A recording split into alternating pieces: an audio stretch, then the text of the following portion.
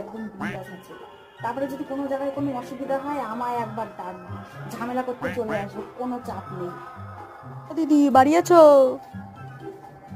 দিদি দিদি বলে আমায় ডাকবি না, দাদা বলে ডাকবি, ভাই বলে ডাকবি।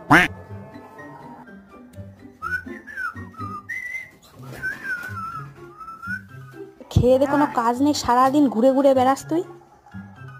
শোনো, বাড়ির বড় ছেলে আমি তোমার বড় ছেলে, আমার অনেক দায়িত্ব। সবসময় তোমার এরকম বসে বসে থাকলে আমার কাজ হয় না, অনেক দায়িত্ব আমার পালন করতে হয়, বুঝলে? এইসব তুমি হ্যাঁ আমি তো বুঝবো না, বড় হনু হয়ে গেছো তো তুমি। আর এই পেঁচো ছেলেবেলেগুলোর সাথে তোর কি দরকার রে? প্রত্যেকদিন মোড়ে মোড়ে গিয়ে তোরা আড্ডা মারিস, কি ওদের সাথে এত আড্ডা কিসের তোর?